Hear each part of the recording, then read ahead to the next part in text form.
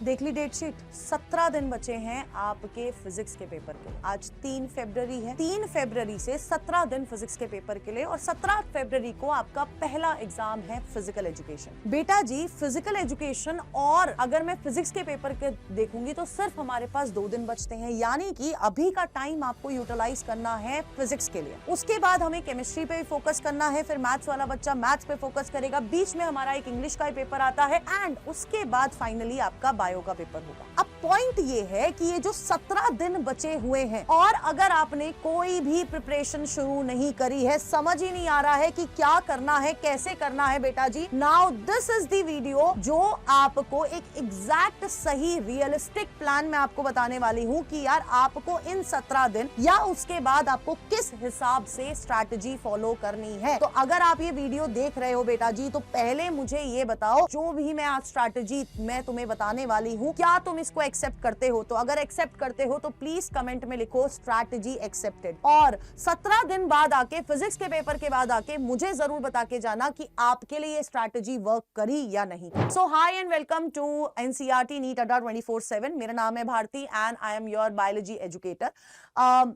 मैं काफी टाइम से पढ़ा रही हूं and I know for a fact कि एज अ स्टूडेंट बोर्ड्स हमारे लिए बहुत ज्यादा इंपॉर्टेंट रखते हैं। अब बोर्ड्स की अगर मैं बात कर रही हूं तो सबसे ज्यादा ट्रॉमेटाइजिंग सब्जेक्ट्स जो होते हैं ना बच्चों के लिए, वो या तो फिजिक्स होता है या केमिस्ट्री होता है। अगर मैं बायो वाले बच्चे की बात करती हूँ, बायो तो कप ऑफ टी लगती है, बट हम बायो पे भी आएंगे। लेकिन पॉइंट ये है कि बेटा 17 तारीख से आपके बोर्ड शुरू हो रहे हैं और आपके 27 मार्च पे आपके बोर्ड्स खत्म हो जाएंगे। आपको ये आज 3 तारीख है, 17 दिन कैसे यूटिलाइज करने हैं मैं आपको बताती हूं। बेटा यू स्टिल हैव 17 डेज। अब 17 डेज अगर मैं बात करती हूं 17 डेज की फिजिक्स के लिए, तो आपको ये तो पता होगा कि जो 16 फेब वाला दिन है बेटा जी, उस दिन तो आपको थोड़ा बहुत फिजिकल एजुकेशन पढ़ना पड़ेगा। यानी कि आपका 16 फेब तो चला गया है ना, 16 फेब चला गया क्योंकि एक दिन आपको इस पेपर को देना पड़ेगा और आधा दिन आपका पेपर में चला जाएगा। तो अब आपके पास 17 में से बचे हुए हैं 1.5 दिन। 1.5 भी क्यों बोल रही हूँ, क्योंकि आज तो हम शाम को ये वीडियो देख रहे हैं, तो बेटा जी 2 ही माइनस करके बेटा you only have 15 days now for your physics exam. अब इन 15 दिनों को कैसे यूटिलाइज करना है पहले वो बताती हूं, फिर केमिस्ट्री पे चलेंगे, फिर बायो पे भी चलेंगे, ठीक है। तो बेटा जी आपको मैं ये सजेस्ट करूंगी, please start with high weightage and easy chapter जो आपको इजी लगते हो, है ना। जैसे कि कुछ आपको यहां पर मैं थ्योरी वाले पोर्शन की बात कर रही हूं, कुछ आपको यहां पर मैंने चैप्टर बताए, जैसे करंट इलेक्ट्रिसिटी हो गया, ठीक है, मैग्नेटिज्म एंड मैटर हो गया, इलेक्ट्रोमैग्नेटिक वेव्स हो गया, वेव ऑप्टिक्स हो गया। अब आप बोलोगे वेव ऑप्टिक्स बहुत ज्यादा हार्ड चैप्टर है। बेटा हार्ड है, मैं पढ़ रही थी तब मुझे भी लगा था, लेकिन it is a scoring chapter, ठीक है। स्कोरिंग के साथ साथ काफी सारा पोर्शन जो है यहां से हटा दिया गया है, तो ये अब आपके लिए थोड़ा बहुत इजी हो जाता है। फिर आपका ये जो आपका डुअल नेचर ऑफ मैटर है, आपका एटम्स वाला चैप्टर है, न्यूक्लियाई वाला चैप्टर है और सेमीकंडक्टर्स है, ये चैप्टर तो आपको एग्जैक्टली 20 मार्क्स थ्योरी में से दे रहे हैं। आप यहां पर अगर ये वाले चैप्टर्स करते हो तो 40 मार्क्स आप इसी तरह से कवर कर लोगे। अब मैं मान के चल रही हूं 1 2 3 4 5 6 7 और 8 चैप्टर मैंने आपको बताए। अगर आप ये जो छोटे छोटे चैप्टर हैं दिन के 2 चैप्टर कर रहे हो, है ना, और बाकी आप दिन का 1 भी कर रहे हो, तो आपके मेजर से मेजर कितना ही टाइम लग जाएगा, है ना, कितने ही दिन लग जाएगा। अब चैप्टर का मतलब क्या है कि आपने उसका 1 शॉट में रिवीजन करा, आपने उसी दिन उसकी न्यूमेरिकल प्रैक्टिस भी करी, उसके एनसीईआरटी क्वेश्चंस भी लगाए, कॉम्पिटेंसी बेस्ड क्वेश्चंस को मिस आउट नहीं करना है और लास्ट में उसका एक सैंपल पेपर सॉल्व करना है। एक नहीं, एक्चुअली आपको ये ट्राई करना है कि आप एटलीस्ट 3 सैंपल पेपर लगाओ अपने फिजिक्स के पेपर से पहले। अब इंपॉर्टेंट चीज ये है बेटा जी, आप ये ट्राई करना कि जब तक आपका पूरा सिलेबस ना हो जाए तब तक आप ये 3 सैंपल पेपर ना लगाओ, ठीक है। तो आपको क्या करना है, आपने अपना सिलेबस कंप्लीट करना है। 1 शॉट देख लो, इस समय 1 शॉट भी बहुत फायदेमंद रहेंगे, क्योंकि ऐसा तो होगा नहीं कि कुछ नहीं पढ़ा होगा, थोड़ा बहुत तो पढ़ा ही होगा, ठीक है।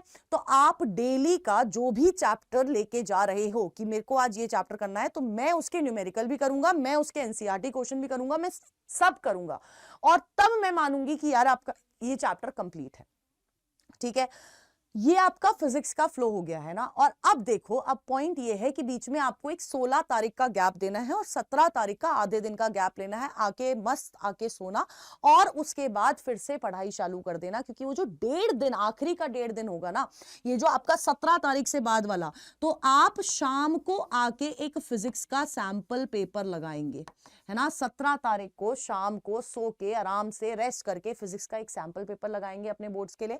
और फिर अगले दिन आपको इधर से ये पता चल जाएगा, आप एनालाइज कर चुके होंगे आपको कितना रिवीजन की और जरूरत है, आपको कहाँ कहाँ कौन कौन से पोर्शन है जो आपको और रिवाइज करने हैं। आपके पास फिर एक पूरा दिन होगा जिसपे आपके इस चैनल पे भी मैराथन चल रही होगी, निशान सर ले रहे होंगे मैराथन, और यहाँ पर आपका पूरा रिवीजन हो जाएगा, फुल सिलेबस रिवीजन हो जाएगा, एक एक चीज पढ़ाई जाएगी। तो इस चैनल को अभी सब्सक्राइब कर लो। अब हम आते हैं, अब हमारा केमिस्ट्री में बेटा जी हमारे पास अप्रोक्सीमेटली 7 दिन का गैप है, क्योंकि मैं ये 17-20 फरवरी वाला जो टाइम है वो नहीं नोटिस कर रही हूँ, मतलब मैं इसको बिल्कुल हटा दे रही हूँ, क्योंकि फिजिक्स के पेपर से आओगे, वी डोंट नो कैसा पेपर आएगा, वी डोंट नो माइंडसेट कैसा होगा। आई होप पेपर अच्छा आए, तुम्हारा पेपर अच्छा हो और आप अपना आधा दिन जो बचा होगा वो भी यूटिलाइज कर पाओ। तो अब जब हम लोग आधा दिन यूटिलाइज अगर कर पा रहे हैं, अच्छी बात है।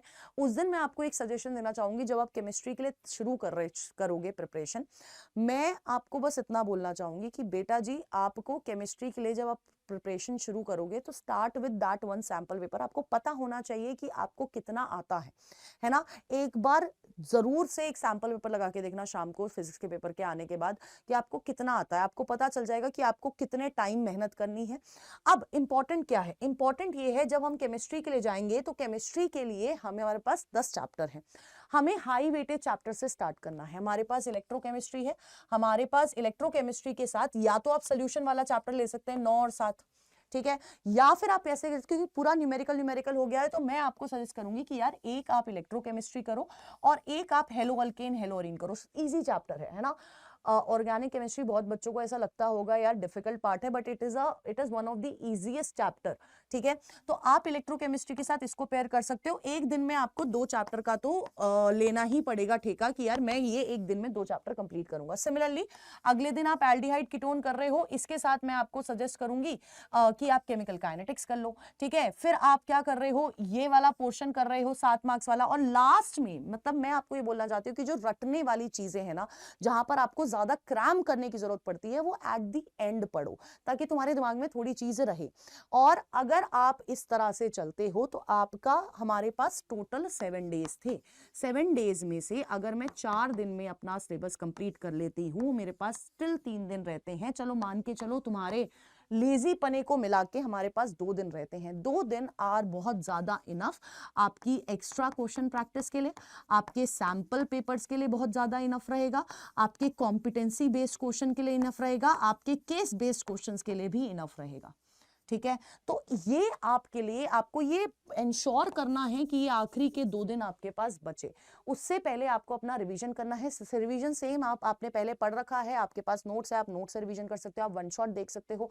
आप एनसीईआरटी के क्वेश्चन जरूर करके जाना, क्योंकि एनसीईआरटी केमिस्ट्री के लिए बहुत ज्यादा इंपॉर्टेंट है। एनसीईआरटी के क्वेश्चन जरूर करके जाना, और आखिरी के 2 दिन आपको सैंपल पेपर करने ही करने हैं। और ये जो सैंपल पेपर है प्लीज वो 3 घंटे के टाइमर के साथ ही करना, क्योंकि वी नेवर नो पेपर लेंदी आएगा, तो आपको टाइम मैनेज करना भी आना चाहिए इस पॉइंट ऑफ टाइम पर, ठीक है। अब बात करते हैं बायोलॉजी की। देखो बायो के लिए हमारे पास ना अनगिनत समय है, मतलब मैं बोल रही हूं इतना समय हर बार ही बायो के लिए क्यों मिलता है, आई डोंट नो। केमिस्ट्री के बाद अगर मैं देखूं 28 फरवरी से 27 मार्च, तो इंग्लिश का पेपर एक बीच में पढ़ रहा हूं। मुझे पता है मतलब इंग्लिश तुम्हारी इतनी वीक है कि तुम पूरा 11 दिन तो इंग्लिश पढ़ोगे नहीं, है ना, मतलब इतनी मतलब बढ़िया है तुम्हारी इंग्लिश, ये मैं मान सकती हूँ। तो इंग्लिश के लिए जितना मैं आइडिया लगा सकती हूँ कि तुम बस एक 11 मार्च वाला टाइम दोगे इंग्लिश पढ़ने के लिए, ठीक है। अब हमारे पास बहुत समय है ना, हमारे पास बायोलॉजी के लिए बहुत समय है। बायोलॉजी के लिए मैं आपको बोल रही हूं कि पूरा का पूरा डिपेंडेंसी हम पे छोड़ दो, ठीक है। लास्ट ईयर भी जब हमने पढ़ाया था, बोर्ड्स इसी चैनल पे पढ़ाया था, 1000 बच्चों ने पढ़ा था, और मैं आपको बोल रही हूँ क्वेश्चन एज इट इज, है ना, बहुत सारे क्वेश्चन कराए थे, जिसमें से बहुत सारे क्वेश्चन रिपीट हुए थे, आपके बोर्ड के पेपर में आए थे एज इट इज। मतलब सेंटेंस फॉर्मेशन भी अलग नहीं बोल रही हूं मैं, ठीक है, सेंटेंस फॉर्मेशन भी अलग नहीं बोल रही हूं, हूँ एज इट इज रिपीट हुए थे। तो ये जो आपका बायो के लिए हमारे पास इतना अनगिनत समय है जिसमें मुझे पता है कि तुम जागोगे इंग्लिश के पेपर के बाद। उसके बाद भी बेटा जी अगर हम लोग देखेंगे 12 मार्च से ये हमारा 16 दिन हो जाता है, ठीक है।